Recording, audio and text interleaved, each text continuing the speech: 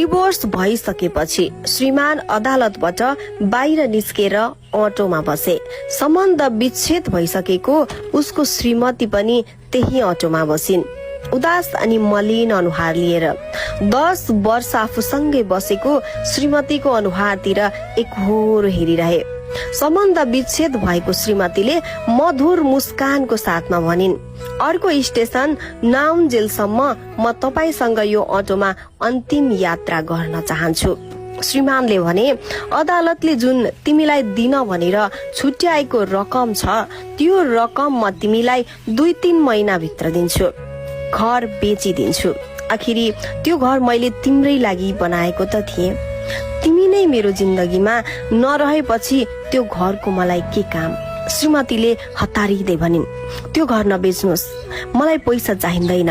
Private जब गर्न थालेको छु, त्यति भए मेरो र बाबुको जीवन निर्वाह हुन्छ। एक्कासी अटोवालाले ब्रेक लगाए। श्रीमतीको अनुहार त्यो अटोको अगाडि रेलिङमा ठोक्किनै लागेको थियो। श्रीमानले झट्टै उसको पाखुरामा समाएर रोके।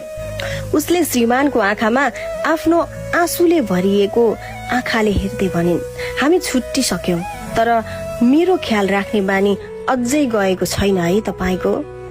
श्रीमानले केही बोलेनन्, तर श्रीमती रुन थालिन्। रुँदा रुँदै भनिन्, एउटा कुरा सोधौं? श्रीमानले मलिन आँखाले हेर्दै भने, के कुरा?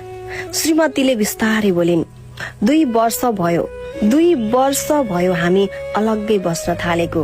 के मेरो सम्झना आउँथ्यो हजुरलाई?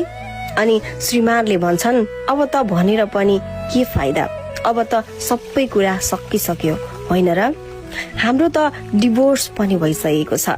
श्रीमतीले भनिन्, 2 वर्ष भइसक्यो, मलाई त्यस्तो मिठो निद्रा लागेको छैन जुन तपाईको हातको सिरानी बनाउँदा लाग्थ्यो।